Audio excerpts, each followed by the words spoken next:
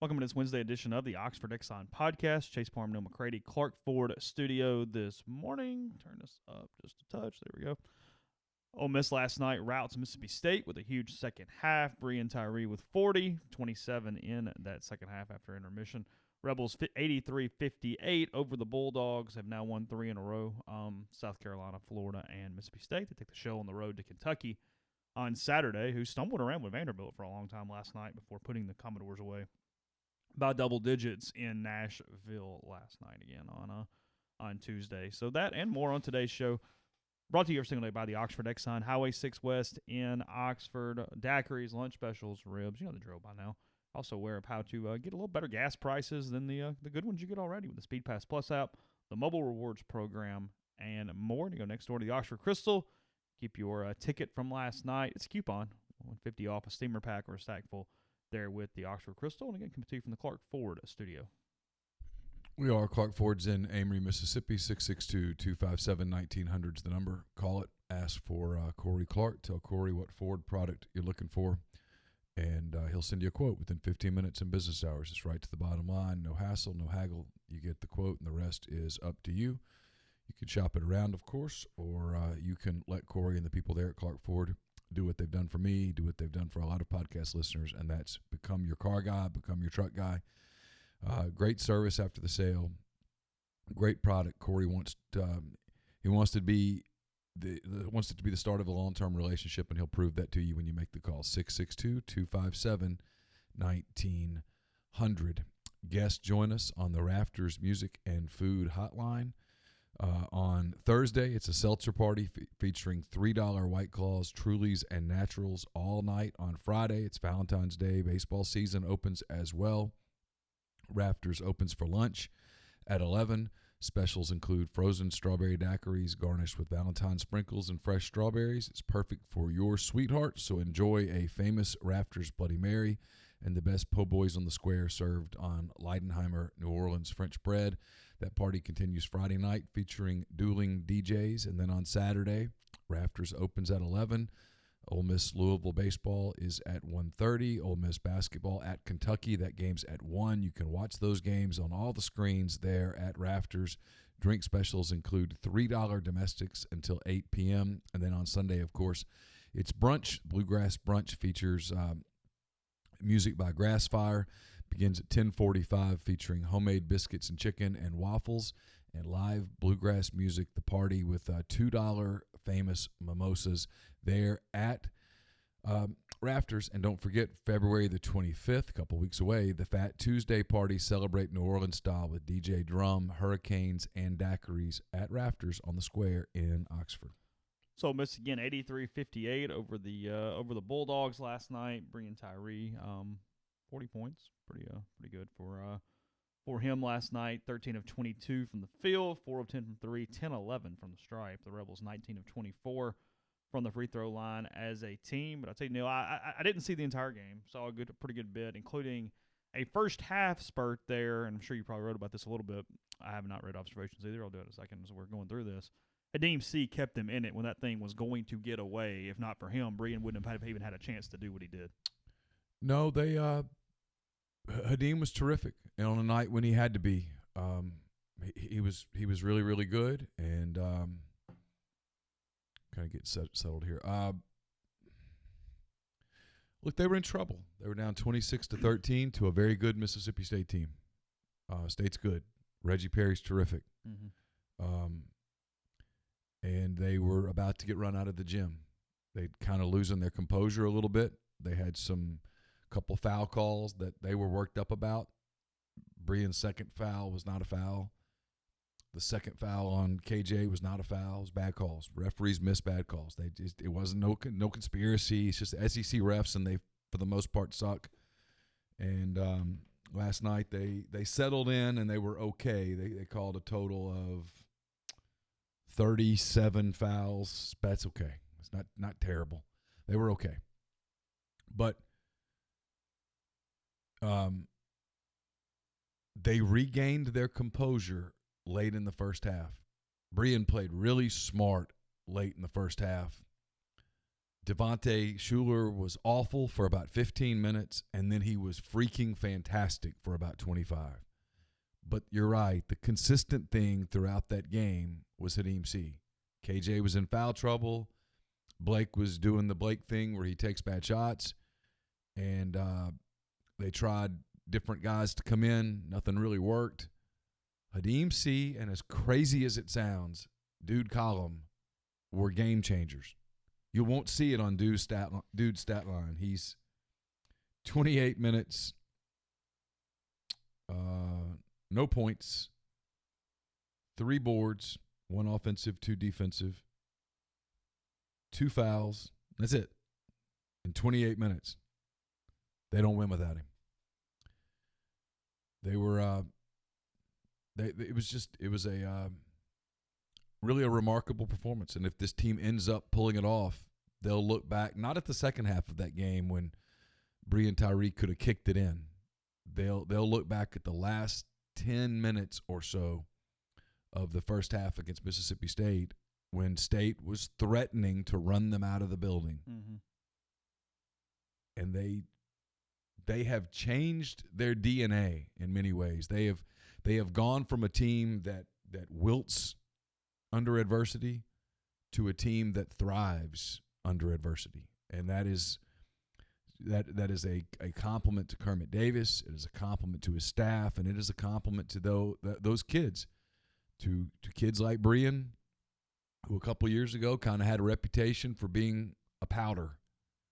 Not anymore.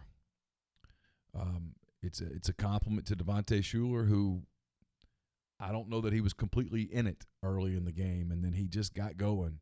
It's a compliment to Blake Henson, who in the second half of that game just said, to hell with it. I'm going to keep taking these shots, and I'm going to make a couple of them, and he did.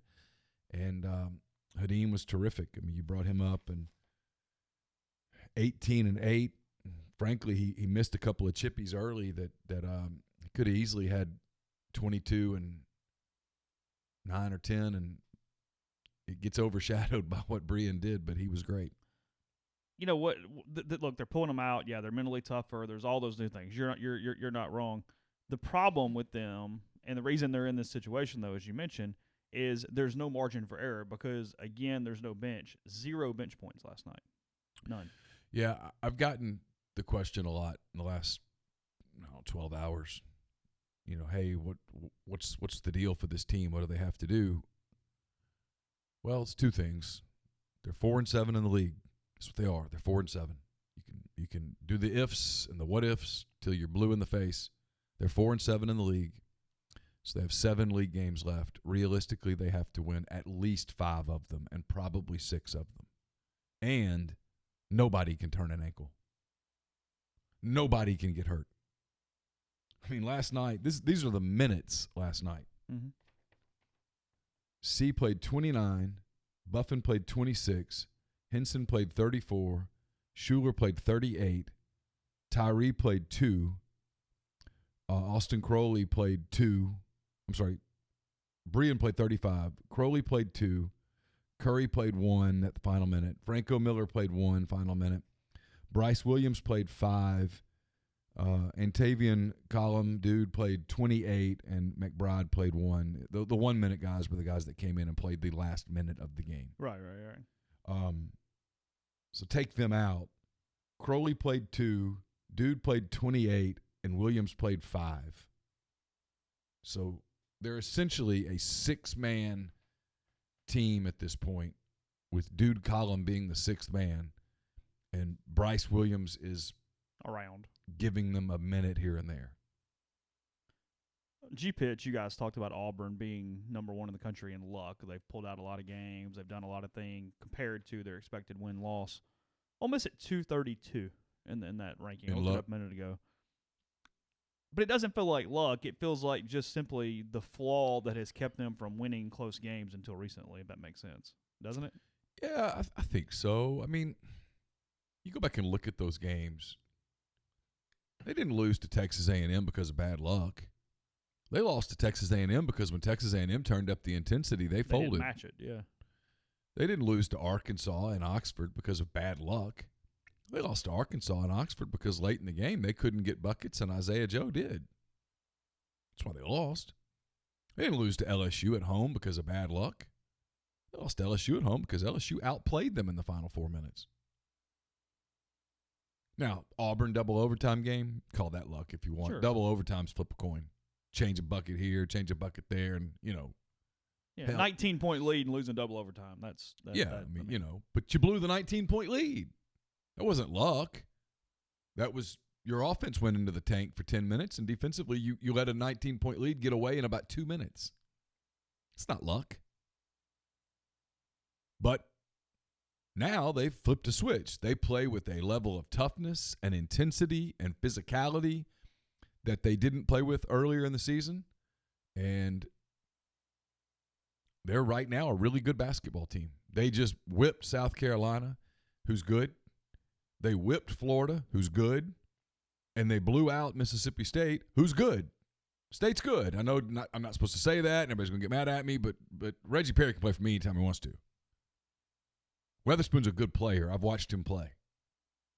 Abdul Adu is a good player. I've watched him play. They shut those guys down last night.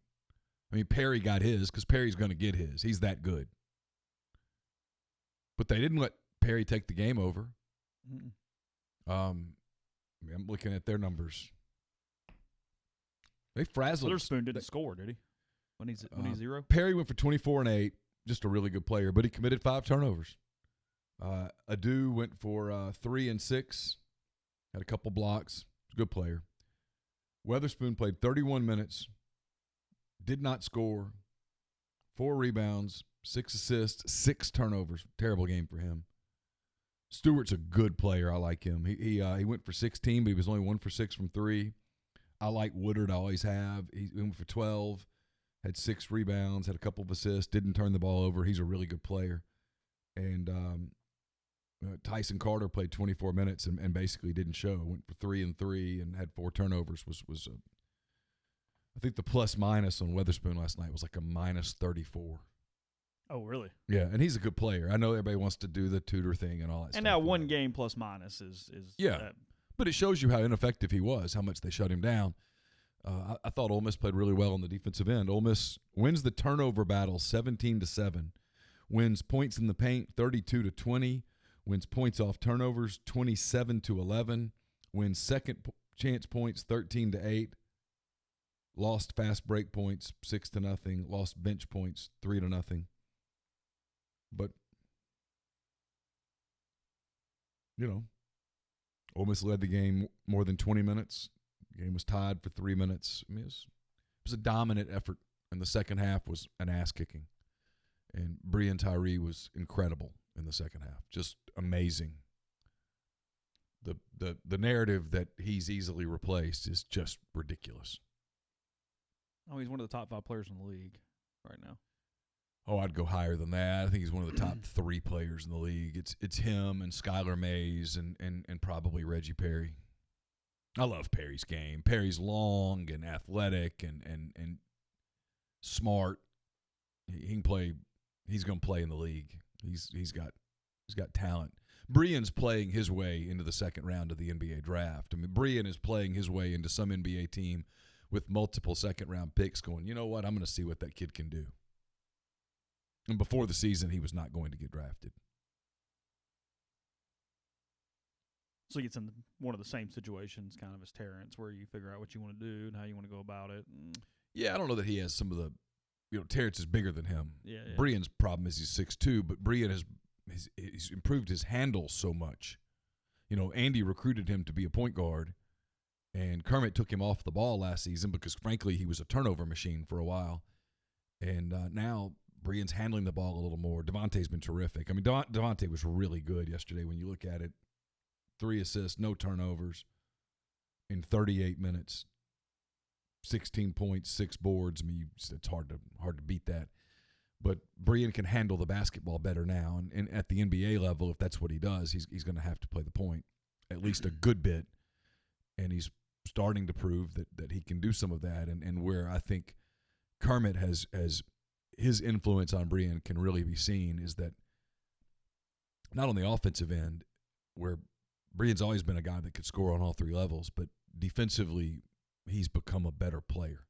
a smarter player. Yesterday, with 2 fouls in the first 3 minutes, if he picks up a third foul when they had to put him back on the floor because nobody else could freaking play, if he gets a third foul, it's night-night. You're in trouble. He never even picked up a third foul the rest of the game. Really played smart. Big media contingent last night? There were a lot of media there. Was there? Yeah. Who came over? I don't know. Most of them were there. Okay. Robertson wasn't there. Swindle wasn't there. Well, I knew that, probably. Security probably prevented them from coming. The other ones came. I got a couple of scowls. Did you? Yeah, a couple. It's all right. I really didn't speak to anyone. I said hello to Logan Lowry. That was the extent of it. Did you get a beer? I did get a beer before the game. I got there early and worked on my mailbag. I had the Susie B's thing. I tried it. How was that? It's all right. It's not my favorite. Wasn't anything. No, maybe I just got a bad pour. I don't know. It wasn't my favorite beer. I saw Suss tweeted about a mass exodus or the lack thereof last night. I did not see Did he? much of Fork's tweets. I did not do any tweets. I've learned this just cover the damn game and do your job. Yeah, Suss tweeted, "Ain't no mass exodus when ain't nobody leaves," and then had a photo of everybody still there at the end. Yeah. Have some fun, Neil. Come on, social media. Horka can't help himself. I stay out of that rivalry. I find it to be sort of obnoxious. No, the people that are comparing Brian to Russell Westbrook, I get it, but no. For as freaky of an athlete as Brian Tyree is, he is a college version. Maybe so. Which is basically what, if you remember this. Now, he's a better shooter than Westbrook. It's what AK called him. It said if he gets healthy off the knee, he will look like a college version of Russell. Yeah. Back in the day. That was actually his description of Brian 5 years ago. In some ways he does. It was so interesting last night. Early in the game, they kept settling for shots, and Kermit kept saying, drive, drive, drive. I mean, so loud that you could hear him over the crowd sitting where we sit. And when they did, it started to take off.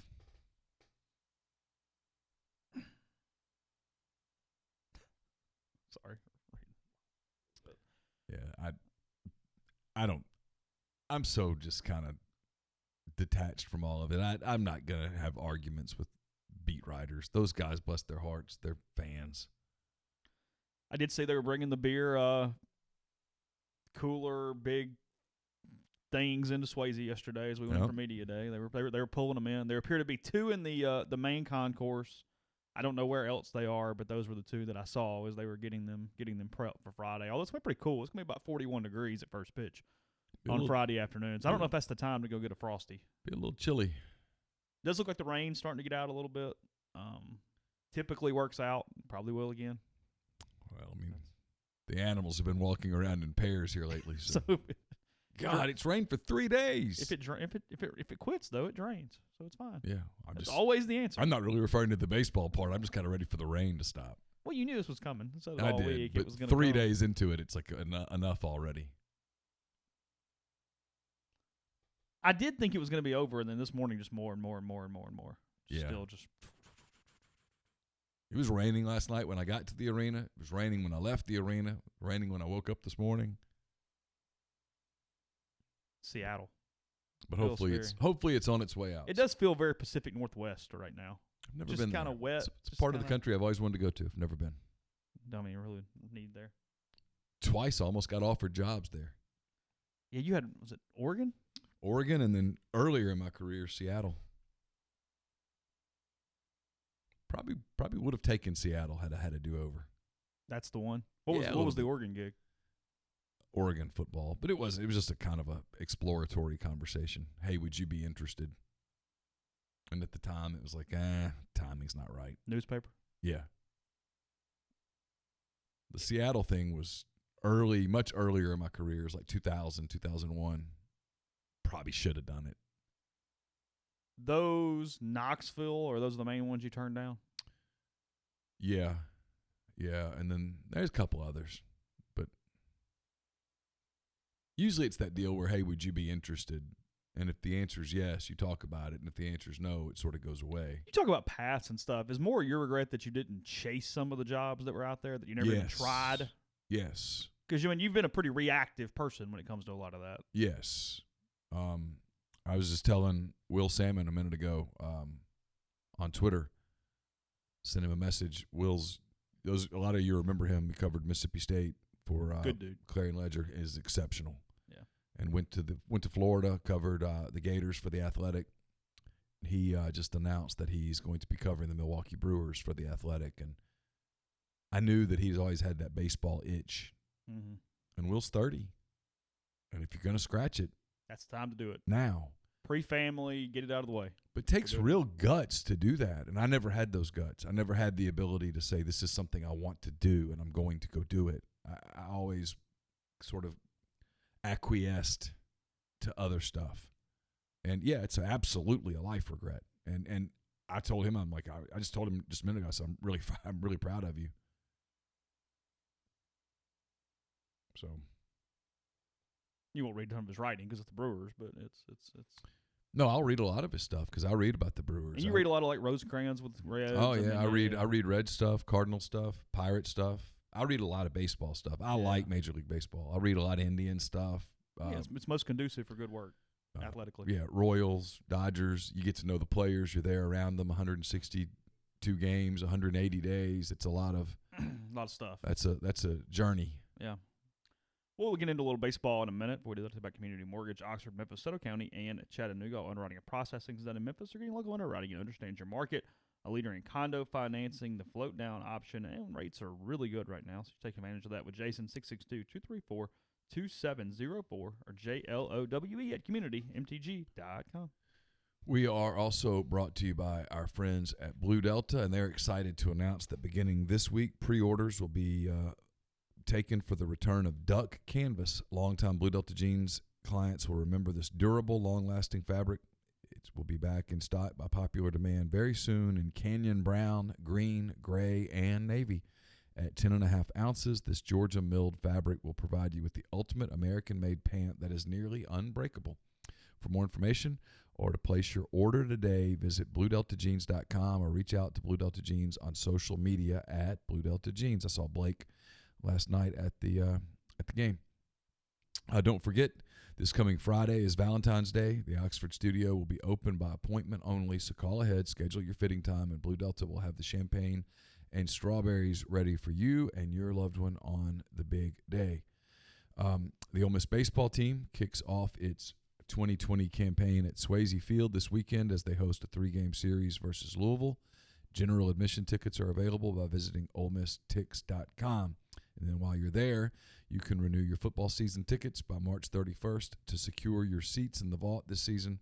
Tickets begin at $199 and can be purchased at OleMissTix.com.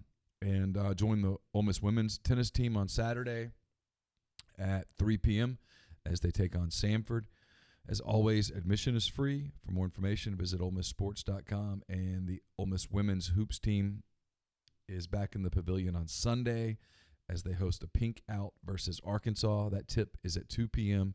Tickets can be purchased by visiting OleMissTix.com. We're brought to you by the Iron Horse Grill. It's built in 1906. This legendary Jackson landmark is a true icon of Mississippi's rich heritage. With live music 4 times per week, it's the perfect place to enjoy lunch, dinner, or Sunday brunch. They recently added the largest outdoor patio in Jackson along the Illinois Central Railroad, where music left Mississippi to travel the world. So check out the Mississippi Music Experience Museum on the second floor of the restaurant and enjoy an evening at the Iron Horse Grill on your next stop in Jackson. It's at 320 East Pearl Street. Don't just accept what you see, but imagine something new. Step forward and chase after a better version of yourself. Every day, Corinth Dental is helping people reinvent themselves one smile at a time. Dr. Bubba McQueen and Dr. Jenny Beth Hendrick are devoted to restoring and enhancing the natural beauty of your smile using conservative state-of-the-art procedures, including Invisalign. These clear aligners are the virtually invisible way to improve your smile. Call Corinth Dental today for a no-cost digital scan of your teeth. Let them show you the way to a straighter, healthier smile. 12 months, no interest, no down payment financing available at corinthdental.com. Podcast also brought to you by Visit Oxford. Visit oxfordms.com. They're located there on Jackson Avenue. If you want to stop on in for a welcome back or just some information on the town. If you are in town, the double-decker bus tour start up soon. You got the Oxford Food Tours at oxfordfoodtours.com. Take advantage of those, as well as much more in the events coming up this week. A couple South Talks lectures for you, including True South with John T. Edge and Wright Thompson today. Tupelo Room Bernard Observatory from 12 to 1. Tomorrow, Building Coalitions Across Communities, 11 to 12. At the Overby Center, and much more, including, as Neil said, a lot of sports this weekend from Ole Miss baseball at home all 3 days, Friday, Saturday, and Sunday. So let's visit oxfordms.com. Ole Miss did move up in the they're tied with Arkansas now for the last spot or the first spot in that Wednesday game. So now one of those two teams would be out, one would be in. So they have made some progress on at least getting out of Wednesday in the SEC tournament. Arkansas fading like a stone right now. If you had to put money on one, I think Ole Miss would get out of that at this point. Yeah. It feels like Arkansas will see Vanderbilt. Without Isaiah Joe, they are really struggling. And they get Does Ole Miss go to Fayetteville? No. Okay. Mississippi State goes to Fayetteville Saturday. And will be a win for the Bulldogs, you would think. I would think it would have to be. State needs it. They got to start thinking about the net right now. They're, as of this morning, their net is 45. For people that wonder, Ole Miss is 81. Ew. Got a lot which is 20 spots up in a week. And here's the deal for Ole Miss. The deal. Go win Saturday. Reality. You got chances. They're not great ones, but you got them. Well, you got them. People say, what's the path? Well, you got 7 games left. You got to win 6. And if you win 6 of them, that means that you win 2 of the 3 road games at Kentucky, at Auburn, at Mississippi State. Ole Miss plays Auburn really, really well. Ole Miss plays Mississippi State really, really well. State had no answer for that zone at all last night. No. Just none. And they're going to get it again on that last day. And then you got to beat Missouri twice. You got to beat Vanderbilt at home, and you got to beat Bama at home. And a Bama win, Bama's 40th. So where is it home? It's at home. Okay. At Auburn is Auburn's a quad 2 win. Auburn's 15, be a huge quad win. 1 win. Kentucky's 20, be a huge win. At Mississippi State, I know everybody wants them to suck because you hate them. I get it. I understand. You really don't. You want them to sort of steady themselves and stay in a decent spot so that if you go to Starkville and get a W, it's a big win. Right now they're 45. Missouri, I mentioned them because Ole Miss plays them twice. They're 94. You can't lose one of those games. No. The deal for Ole Miss is very simple. When people say, well, whatever. If you had just beaten if you just beaten Arkansas and Texas A&M, just take those 2 losses and make them W's today. Totally different. You're in a completely different conversation. Your net's probably in the 50s somewhere, and you're in decent shape. SEC, the 5th ranked conference, by the way, in net right now. And that's what's killing them. Quadrants, we always talk about quads 1 and 2. Just a little recap on that.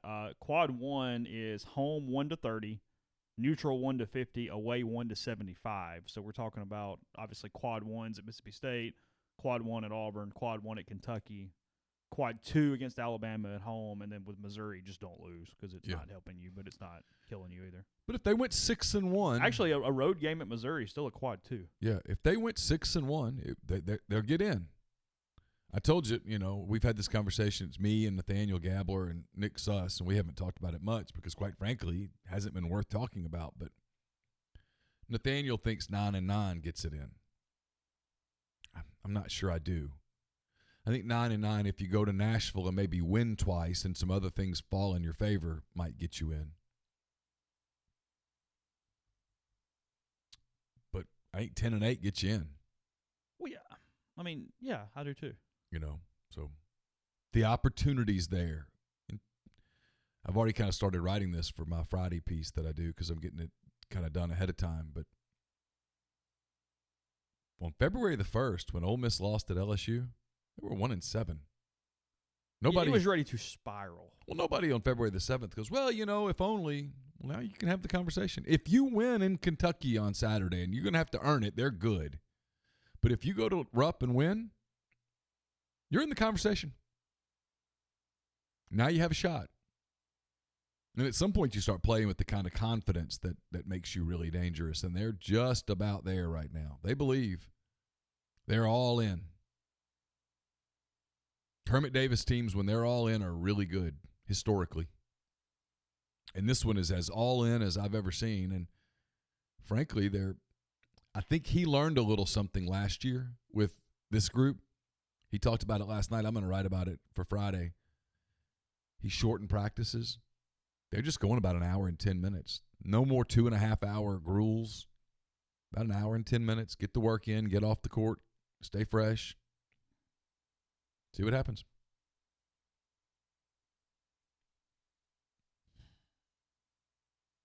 What's your gut tell you? If I told you to predict it right now, what do you think happens? I told you before the week I had a funny feeling they were going to beat State and that they were going to give Kentucky a war. I still kind of do. Look, Kentucky's gettable. They're okay, but they're not Kentucky with Anthony Davis over there or something. I mean, they're good, but they're not great. Look, they could go on a real run. I'm not saying they're going to, but this is not national championship Kentucky. They're good. Quickly's a good player. Richards is a good player. Maxey's good. Ashton Higgins is a good player. They're good. Sestina does some things sometimes. Good player. All right. This isn't his best team. They're all right. They play hard. It'll be loud. And if they get on a roll, it'll intimidate you. Rupp's a fun place to go to a game. Sometimes it's not a fun place to be the road team. But Ole Miss goes in there with 2 senior guards who are playing really well together right now. And I just tell Blake, keep doing it. Much as it probably wants you to punch stuff. Just do you, and then Hadeem's got to keep coming. Got to have another one of those games. Got to have KJ active on the boards and get it late in the game and see if Brian can carry you. And if you win, you go to Missouri next week with the chance to get to 6-7 when you come home to play Bama maybe. They really needed to play Memphis after Memphis started sucking.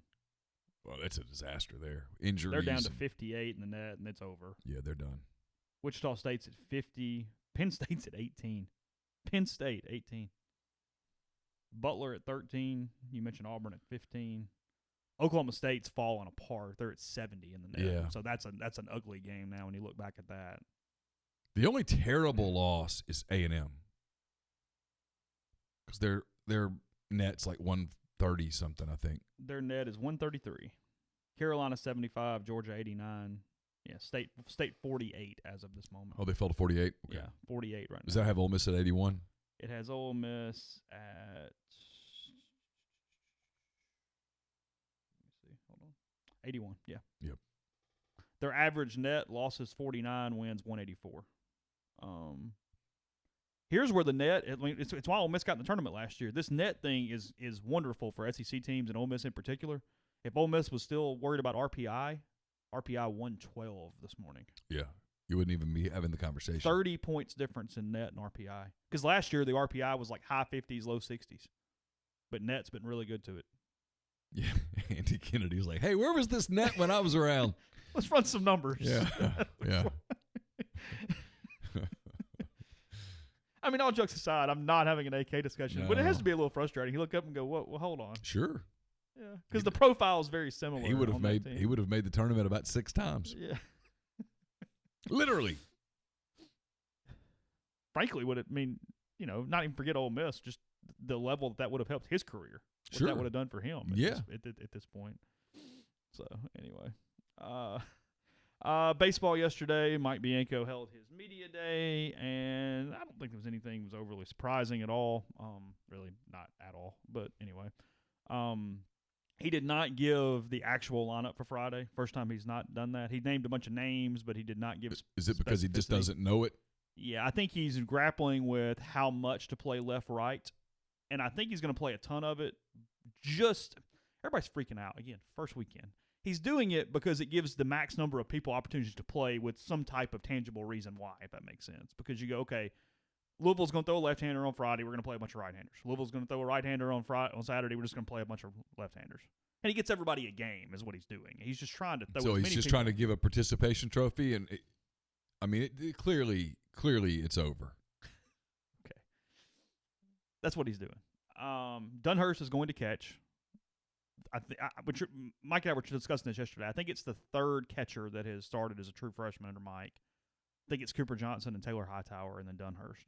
he did give Dunhurst praise. He goes, look, I'm not predicting, I'm not saying down the road, but today Dunhurst is better than any other freshman catcher he's ever had, he said, which I believe he is. He's very legitimate.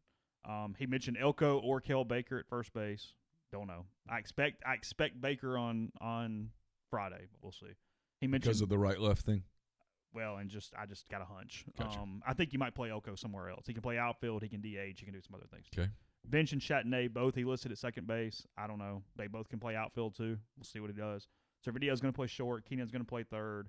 And then in the outfield, he just mentioned Graham, Leatherwood, Ely, Chattenay, Bench, or Plumlee.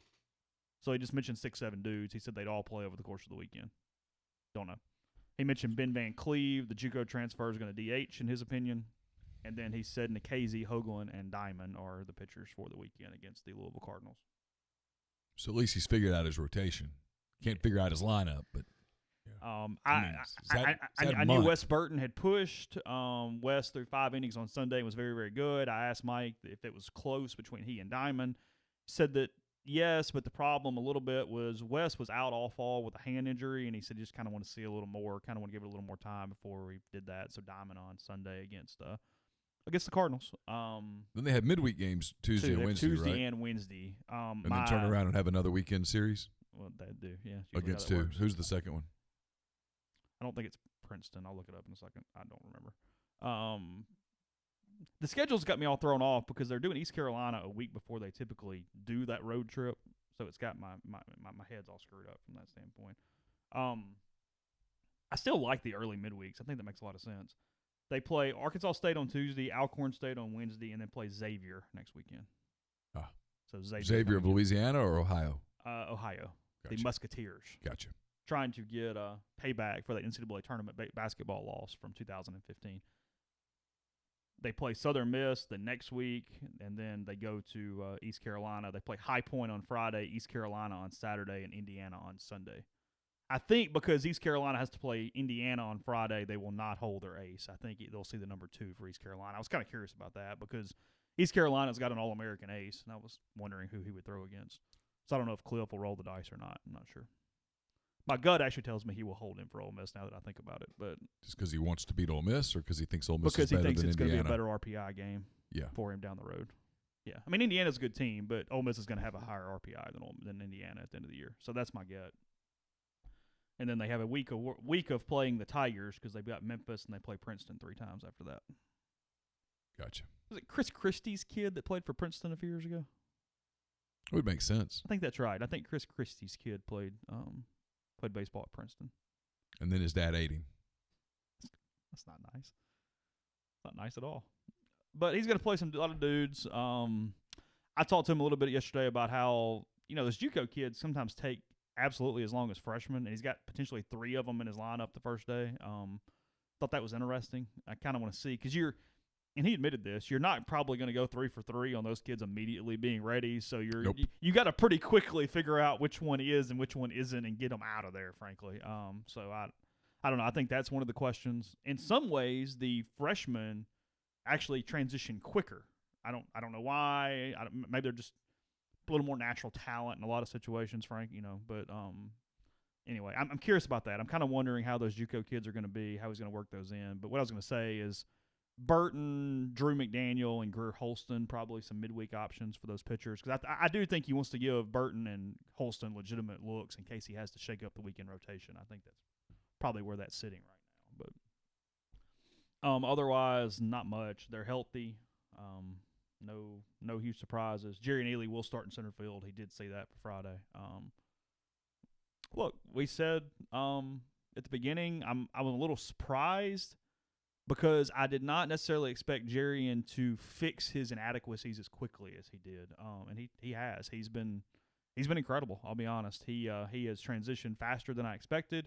He has shortened everything up. He is absolutely doing the things offensively that you need him to do because you do not need him thinking a bit about hitting the ball out of the ballpark. Nope, not at all. Hit the ball on the ground, hit line drive, use your tools. Run. Use your tools.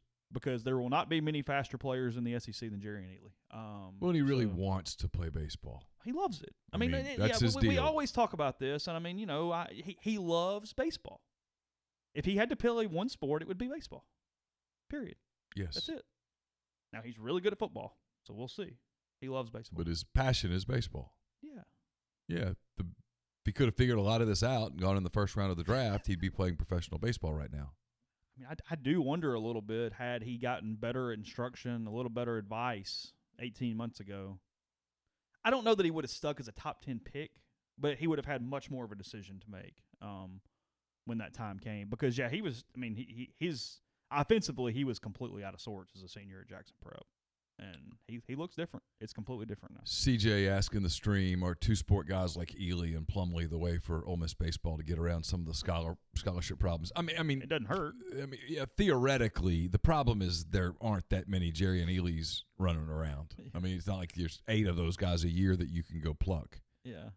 Robbie Ashford was going to be one. I mean, Yeah. there have been some dudes, but yeah, it's just you can't count on that. They're rarities. Well, because their time is so. I mean, you're playing 2 sports. I mean, you're cut in half. I mean, these guys didn't have fall with the baseball team. Right. They had to come in January and just be ready to go, and that's part of why I didn't have real high expectations. I was like, hey, let's see what this looks like, because I don't know. I'm not sure. Yeah. The point I'm making is there just aren't many of those guys that are so elite athletically and such that they can just change sports.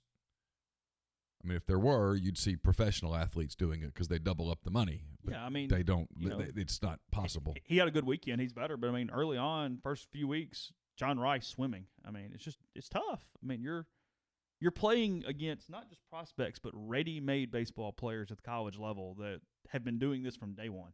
You're going to be behind. Well, and these kids that are college freshmen have been playing travel circuit stuff so much now that it's not like it was 20 years ago even. They're pretty much ready. They've seen high-level pitching for a long time. Yeah, nobody stepped in the box as a freshman. Oh, my God, he's throwing 93. Right. No, they've seen that routinely. Now, there is a transition. These guys are better. But no, you're not intimidated to that level. They've got better secondary stuff now. Yeah. And mentally is your transition, frankly. It's, hey, if I don't kind of think about what's coming, I have no shot here. Right. Let's do this. Yeah. So that's where baseball sits. Again, Louisville Friday, 4:00 for first pitch for that one. I'll tell you about Tyson Drugs and G&M Pharmacy. G&M right there on South Lamar in Oxford, 662-236-2222. Tyson Drugs on the square in Holly Springs, and still time to get that flu shot. It's still going around, so if you've been putting it off, stop procrastinating. Go today. It's $0 copay on most insurance plans. Don't have to wait in line for an overworked pharmacist at the chain drugstores. You can stop by and they'll get you in and out as quickly and painlessly as possible. Again, they're on South Lamar, and they also deliver local in the Oxford area to your home or workplace. That's 662-236-2222. We're also brought to you by Splinter Creek. It's a gated conservation community. It's located 8 miles southwest of Oxford, 75 minutes from the Memphis airport. SplinterCreekMS.com is the website. 601-898-2772 to schedule a tour with Tom Smith Land and Home Agents today. If you're coming in this weekend for baseball, or just to kind of hang out in Oxford for Valentine's Day or whatnot, you're thinking about moving to Oxford, you're thinking about retiring in Oxford, you owe it to yourself to go check out Splinter Creek. Absolutely beautiful. 34 lakefront lots ranging in size from 2 to 25 acres, 650 acres of lakes, pine, and hardwood forest, 6 miles of private roads. It's just really fantastic, and you owe it to yourself to check it out. SplinterCreekMS.com. We're also brought to you by Southern Craft Stove and Tap.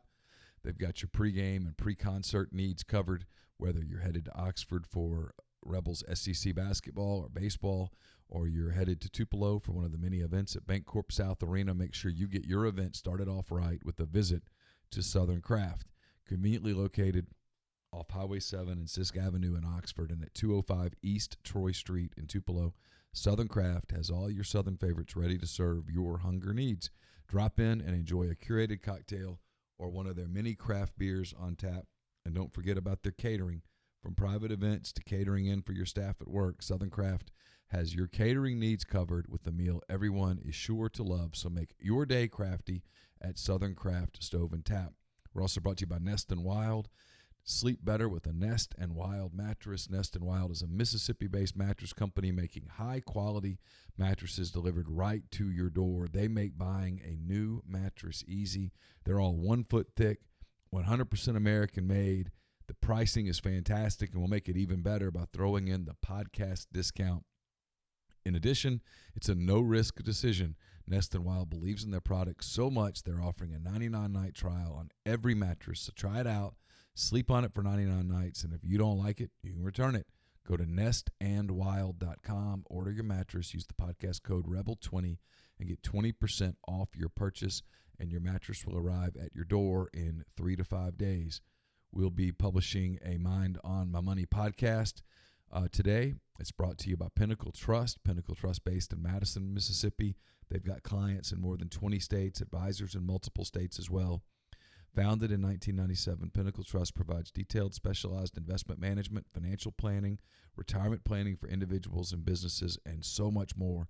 Investing is treated like a commodity. Decisions are made using objective information and research, not emotions. So regardless of your level of wealth, Pinnacle Trust will sit down with you, listen to your goals, study your expenses, and put forth a comprehensive, detailed financial and retirement plan built just for you. It's pintrust.com, PINN trust.com. Mention you heard about it on the podcast. You get 10% off your first year's fee. Podcast is brought to you by In-House Interior and Design, 662-681-6241. They're at Sugar Magnolia in Oxford, booth 34 for that. Or on Main Street in Tupelo with a brick-and-mortar location. Go in and see all the different options they have to help you inside your home. And a new promotion for you, 20% to anyone who calls and secures services, including commission or one-of-a-kind artwork, design services, new furniture, new lighting fixtures or lamps, rugs, or remodeling, things that add equity to your home and cost less than some of that jewelry you're probably looking at for Valentine's Day or other holidays as well. And those also come with client gifts, portfolio wrapped, lots of dates and times to get things done. Really, whatever you need to make sure you are doing something special for some of your life or for yourself to help out your home. Again, In-House Interior and Design, 662-681-6241.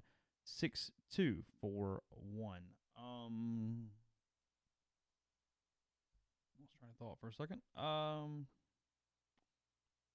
Yeah, absolutely could do what I've been saying without having to read them. I just have it in front of me. I don't know that I'm really reading as much as I'm kind of staring at it in case I have a slip from time to time. I think I mostly could just do it all by head.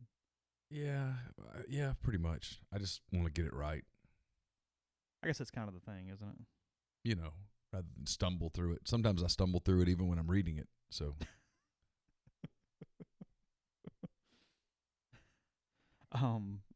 Let's see. Sorry, I had a couple different things and it was completely. It's a very small group because there aren't many of them, and I'm not surprised. Mike catching a little national heat from the Nikhazy thing with no public suspension yesterday. Kendall and some of those guys got on him pretty good compared to what they typically do. It's fair. You surprised by that? Not really.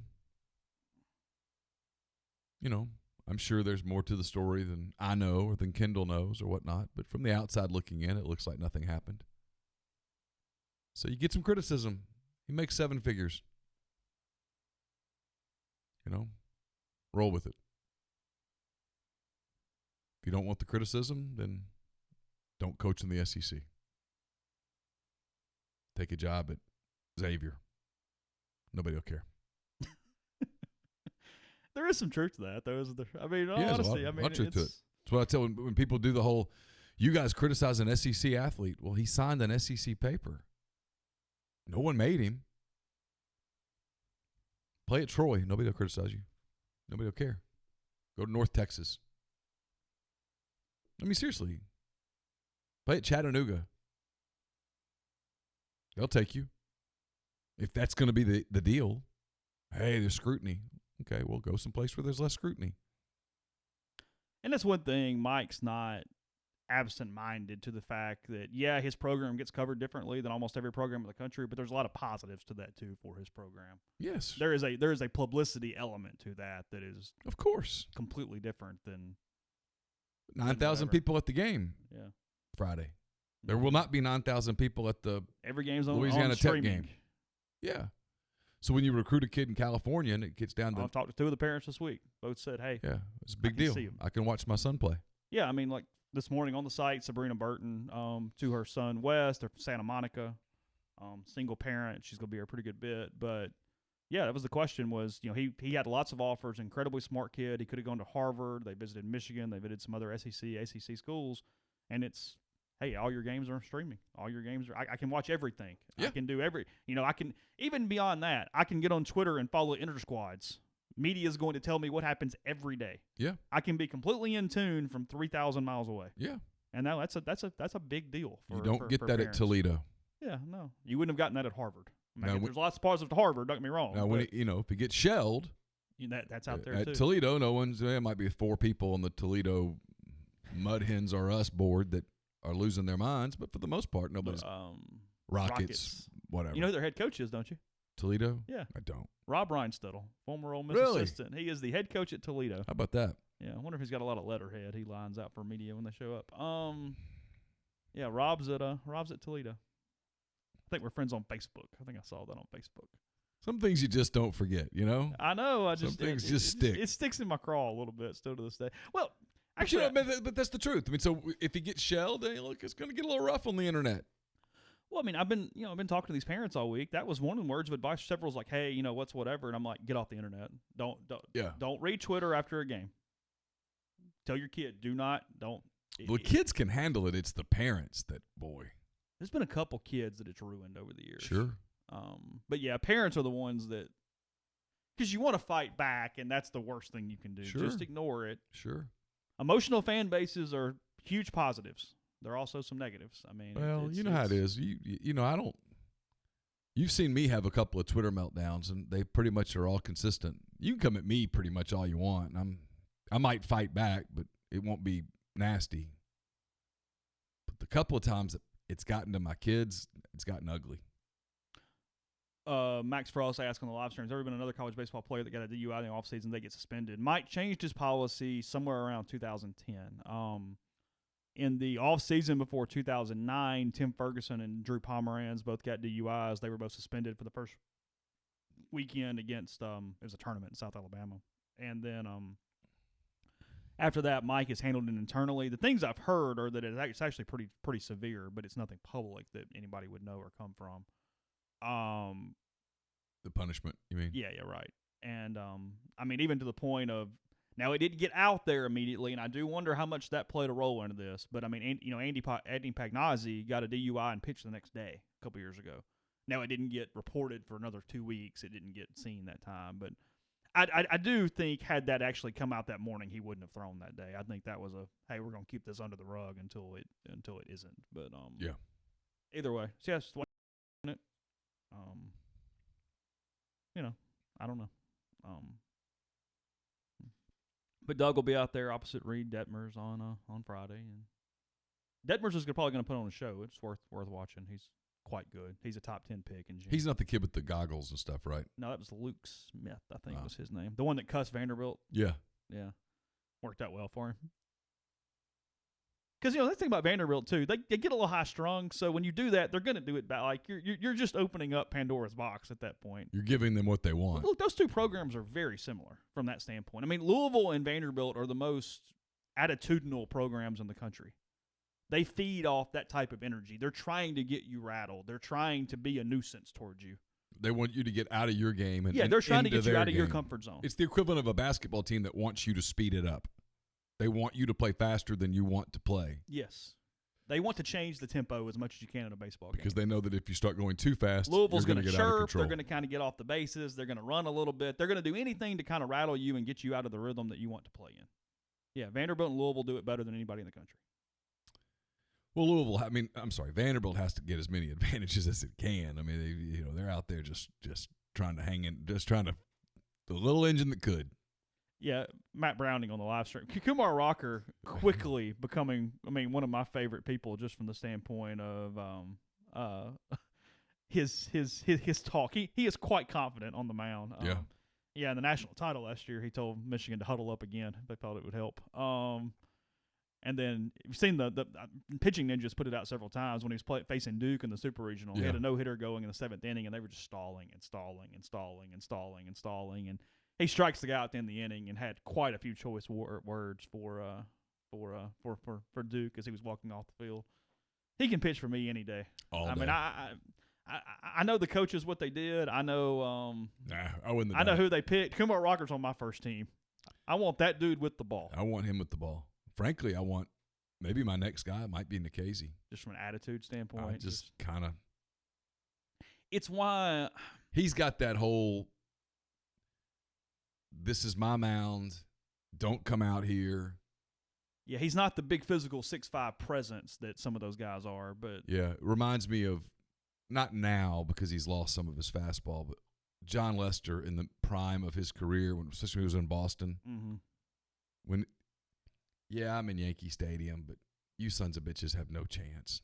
In his mind, they had no chance. And when a manager, even like Francona, would look out there and he'd look at him like, Like, I love that. Mussina yelling at Joe Torre, sit your ass down. Don't come out. Here's my mound. You got to have elite stuff. Well, and especially then in there's a college, mentality. that takes you a long way in college, though, because it is just so emotional, Sure. Because it's not always elite stuff. It's who's executing, who's got a little intimidation about them. It's you can wheel that a little more. But it helps to have Rocker stuff or Nikhazy stuff. It helps.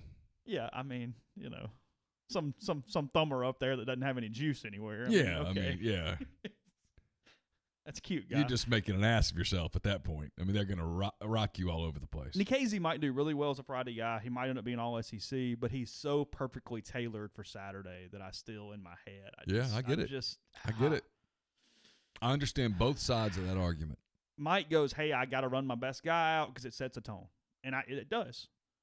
But, dang, he's good. Man, he is the perfect Saturday arm. Maybe it changes over the course of the season if Hoagland shows that he's made the step. But you can't concede Friday night either. No. It's got to be because Holston takes off or, Hoagland does something. Because, if you conceded and you go 2-8 on Fridays, it's going to be a long and the pressure so hard. Yeah, it's just constantly. My Saturday and my Sunday guys just got pressure after pressure after pressure. Yeah, like you're not gonna stick Derek Diamond out there against Detmers on Friday and go, hey, here's Friday, bud. Yeah, have at it. So we throw Doug on Saturday. Need you to win. No. I mean, Cohen did it one year and survived it, but only by the skin of his teeth. And it's a tough call. I get Mike's decision so far. I totally understand it. I would understand the other two, but I will not be critical of that. Because Nikhazy is, at this moment, his best pitcher. And his best gamer. Yeah. Yeah. And I mean, frankly, Hoagland has not shown the mental capability to do it to this point. Now, he might be great. Right. But last year, he was we hadn't seen him again. But last year, he did not handle that part of it as well as that would be required. Because, you saw Nikhazy in that type of atmosphere against that kid for Clemson, Matt Clark, I think was his name, their ace that they held. You saw it with Nikhazy in Fayetteville in the Super Regional. That's the best game. It's a go home. And that place was ready to celebrate. Yeah. They beat Ole Miss in day one, and they were ready to clinch it. Mm-hmm.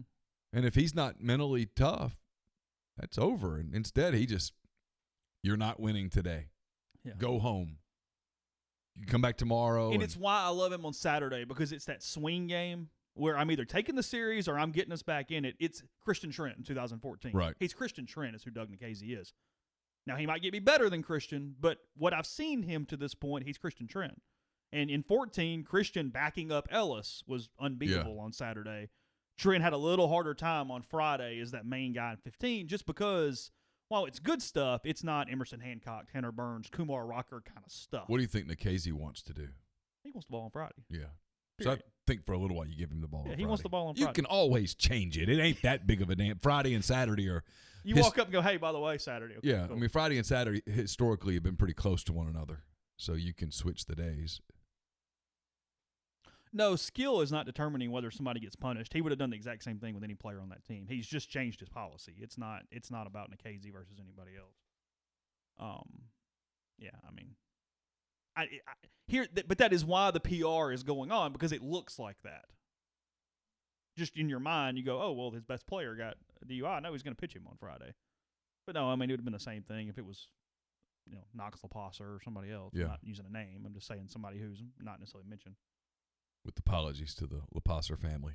Yeah, Knox is going to play. He's going to hit. A little surprised he's not getting some at-bats against some left. Well, he will get some at-bats against left-handers. It's one freaking day. It's a long season, 56 games. Every game's the Super Bowl. gosh. I don't know. I give up. It hasn't even started yet, though, has it? Hashtag Fire Bianco. Mike was in a good mood yesterday. I mean, why not? He was in a good mood yesterday. He was fine. No big deal. It was funny at one time. We're just about Louisville, whatever, and he goes, guys, they probably have some question marks too. I mean, I get they're, whatever, but they're probably not perfect. They had to replace a dude or two. Everybody sees your own warts. You know what I mean? Of course. It's so worse in baseball because everything's magnified right now. But everybody sees their own warts. It's, oh my God, they're having to replace. Well, yeah, okay. Well, it's like Pacoda came out yesterday and has the Cubs as a playoff team, and I'm like, a playoff team? We suck. We're going to lose 115 games. The truth is somewhere always in the middle. I mean, it's why you really want to lean on some objective people. When you're obsessed with one team, you see its warts. Twitter was fun about the Mel Tucker news this morning. He had no choice but to take the job. He said he wasn't interested, and then Michigan State took like a line of Brinks trucks and lined them up and brought them back to him. And he said they offered him almost $6 million a year. Of course he had to take the job. But the kids who signed with Colorado should have the freedom to get out now. Yeah. Here's a hall pass. You've got a month. Yeah, a strict deadline. Figure it out. I'll give you a couple visits, whatever. Yeah. We'll add exactly common sense regulations. That's what I would say. I would say you have the month of March, and we'll give you 2 additional official visits. Go visit a couple schools. If you want to change. And I would do it that way. That gives Colorado 3 weeks to hire somebody, meet with the kids.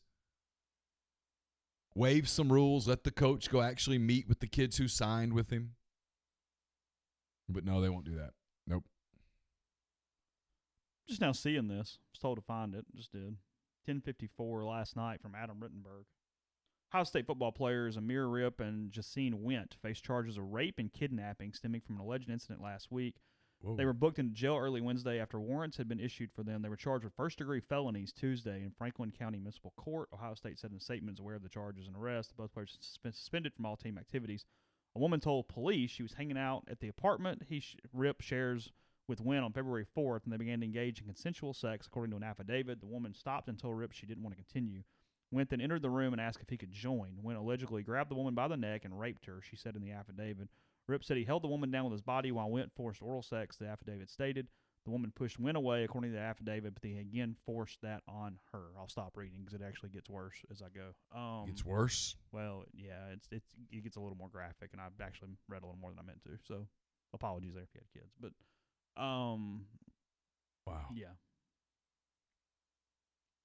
Anyway, I'm going to take a second to process that before I Well, you know what I think of that? I have the same thought every time I read any time like that. I want to wait. I want to let the process play out and then hammer them if guilty. Absolutely. That's my stake on Absolutely. that every time. Don't rush to judgment, but no tolerance at all for that. No, none. None. Zero. Yeah. Podcast brought to you in part by Mastercuts Lawn and Landscape, premium lawn care throughout northern Mississippi, but also custom playgrounds, retaining walls, pool decks, outdoor living spaces with paper patios, forestry mulching, and more. You can find out online at gomastercuts.com, all the different options, or get a free quote of that same free quote at 662-607-7773. I have a mailbag up at rebelgrove.com. It's brought to you by the Westin Jackson. It's a Marriott property in downtown Jackson. It's home to Soul Spa, also home to Estelle Wine Bar and Bistro, perfect place to go for a craft cocktail. Their curated wine list. It's open for breakfast, lunch, dinner, and Sunday brunch. They're at the Westin Jackson in downtown Jackson. We're brought to you by John Edwards of Regency Travel Incorporated in Memphis. You guys know how this works by now. You're thinking about a trip. You want to make it one that's a special trip that creates a lifetime of unique memories. And so you need to get in touch with John. Give him some parameters. Give him a budget. Let him give you options. And you don't have to live in or near Memphis to take advantage of his services. 901-494-3387 or send him an email, jedwards@regencytravel.net. First-time clients save $50 off their first book trip just by telling John you heard about Regency Travel on the podcast.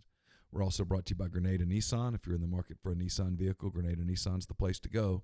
They've got a complete selection of new and previously owned Nissan vehicles, great lease deals as well.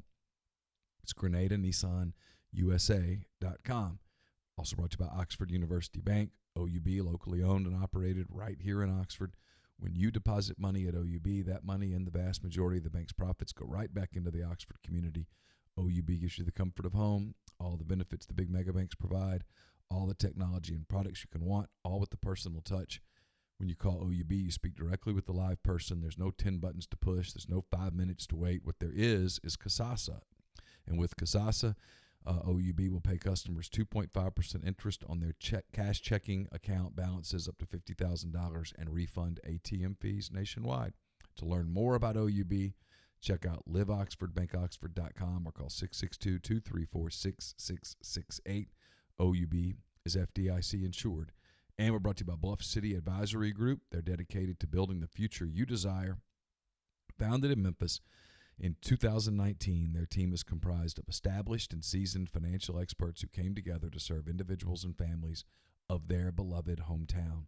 The firm is built on decades of wealth management experience. Their financial advisors have a reputation for professional excellence, and their clients rely on their high level of confidence and integrity. So whether you need guidance on developing a financial plan, creating a customized executive benefits program for your business, or preparing a detailed asset allocation analysis, Bluff City Advisory will provide forward-thinking and cost-effective investment strategies customized to uniquely fit each client. 901-365-3447 or email Ben, that's B-E-N, at bluffcityadvisory.com. Anything good from your mailbag this week? Thought-provoking? I can't even remember right this moment. I did it yesterday during the day and then finished it during the TV timeouts in the first half. Did you, I don't think we talked about this in the podcast, and wouldn't be your thing unless somebody pushed it in front of you. Did you read the Rory McIlroy Q&A in The Independent about a week ago? I did not. So I found this interesting from a media standpoint because we do this from time to time. It was with Paul Kimmage, who has sat down with Rory multiple times with really good stuff. I mean, probably the most in-depth stuff anybody's done on McIlroy. And he kind of takes shots at other athletes and reporters in the opening. He spends probably 400 or 500 words talking about how when Nadal has been interviewed in the past, that it's lots of predetermined questions. You have to get sponsor hits in there, lots of stuff. Talks about with Federer, reporter was told they had to talk about a certain kind of champagne, a certain year for him to promote and all these things. And then compared it to McIlroy, who just says, hey, go ahead. There's nothing off limits. You ask whatever you want. I mean, at one point, Rory's telling him about having to go to the store to get toilet paper, like it's just talking. And I know he was just saying an appreciation, but I found it interesting that he made that type of contrast with other athletes to that stature that they are. And it's why he's loved. I mean, yeah, you get real stuff. I mean, people get mad at his answers a lot, but you ask him a question, he gives you an answer. Doesn't think about it. It's just the answer. I don't even follow golf, and I like him. I mean, it's why so many people got mad at him a couple years ago, but he told the truth when they said, hey, you talk about it's only about trophies and winning or whatever in your legacy, but I mean, you made $10 million. He goes, I've got more money than I can ever spend. He goes, no, I'm worried about my legacy. I'm trying to win. That's it. Yeah. The money does not matter. And everybody's like, oh. He's like, well, it's worth $200 million or something. I mean, what's the difference? I mean, he goes, no, it's legacy, majors, titles, wins. I actually watched a fascinating interview yesterday with Chris Paul about money. It was all about money. And he was talking about the one thing he's learned about money, and obviously, like McIlroy, I'm sure that Chris Paul's made more money than he could ever spend at this point. He said the one thing he's learned about money is that you should spend your money on experiences, not stuff. Yeah. He's talking about how he bought this car when he was a rookie and he first got money, and he bought this car. It had the spinning wheels and stuff. And he was like, I thought I was so cool. And then my mom had to borrow the car to go to the grocery store, and she's got spinning wheels and stuff, and she got pulled over mainly because the police wanted to see who she was. And he was just saying, I realized, this is stupid. So much of what I'm spending my money on is stupid. Well, especially in golf where you're I mean, you've got to perform to make money. You know, what he talks about is somebody goes, you know, hey, how is it so much easier? You know, it's just because you're better, right? When you win and you get money to keep playing well. And he goes, no, you're freed up mentally. He goes, I can go to a golf course and I can attempt shots where if I don't hit the shot correctly, I fall from T7 to T14. But who really cares? Like, it doesn't matter. Right. He goes, I can just go try to win the tournament. He goes, versus that guy who's just coming up. He goes, all of a sudden the top 10's really valuable. And he goes, hey, if I hit this and it doesn't go well, I'm T21 and now I don't get in next week. Yep. And he goes, no, there are different levels to your success that actually make you a better golfer simply because of how it frees up your mind moving forward. There's no pressure per se. No, he has no pressure. He has a lifetime membership. He's fine. It's all good. But he wants to win the Masters.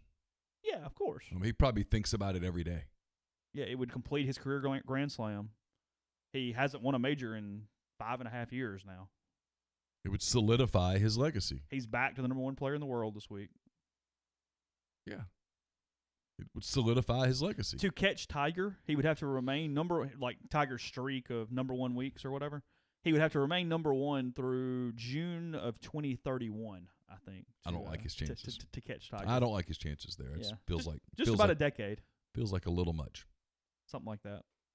So we got asked a couple of times in the stream. Have you kept up with the proposed postseason revamp for Major League Baseball? I saw a very limited version of it. You can go ahead and fill me in, and then we'll go.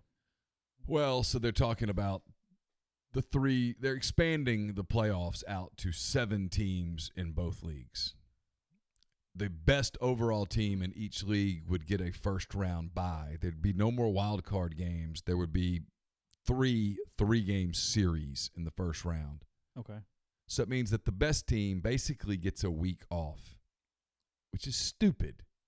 Because it's like Trevor Bauer was saying yesterday, and I catch myself, I don't want to like the Cincinnati Reds. I don't like Tom Brenneman. I don't like Major League Baseball's ridiculous blackout rule thingy where I have to watch Reds games.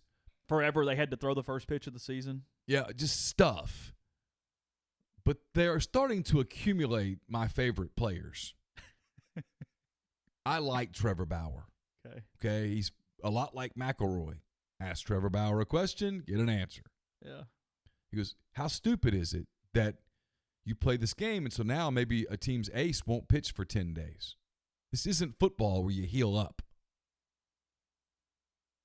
Take the ball out of your hand for 10 days and you come back and you're rusty in the biggest game of your year. My problem with it is I can at least justify 162 games when you need to separate teams, you need to separate tiers, you need to make sure you have the best teams in the playoffs and let the ebb and flow. Now we're going to play 162 games for half the freaking league to make the postseason? It's crazy. It's too much. And they're going to let the second team. Some of the stuff that they did, I know kids are going to like because Carson. Yeah, I mean, I get the playground nature of it. Pick who you want to play and stuff like that. I do like that. Anything to make it fun, I'm good with. Yeah, but it's too much. Because they're never going to do this. But my answer is, if you're going to do this, 144 games. Oh yeah, absolutely. Let's knock 18 games off. Shave 9 off the front end and 9 off the back end, and yeah. And don't open the season in late March where you're playing these games in Pittsburgh and it's 27 degrees and snow falling. And now they're not going to do that because that changes numbers for Major League Baseball, and Major League Baseball changes is the not ownership changing money. numbers. Yeah, that's why they won't fix the stupid blackout rules because you're asking these owners to come off a buck. Because I don't know if you've heard, but like the owners of the Cubs and the Red Sox, they're broke. There's no money. There's no money. They're broke.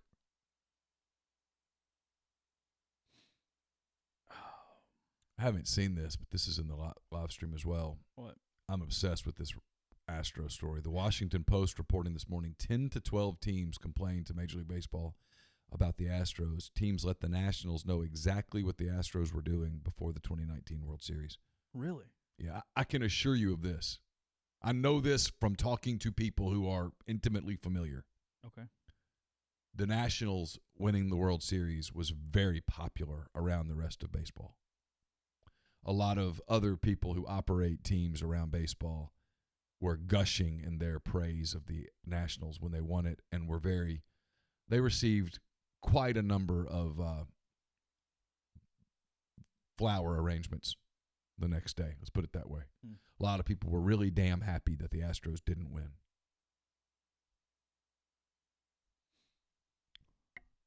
More baseball, a little more basketball, probably some football coming up as the week goes on at rebelgrove.com. We'll have that for you. Today's just Wednesday. Today's Wednesday. In the week about that, yeah. Yes. By the way, no podcast on Friday. Go ahead and get that out there now. So we'll be back tomorrow. We'll have a full show for you then. Probably a couple guests, and then again, no show on Friday. So have a good day. Be safe. We'll talk to you again soon.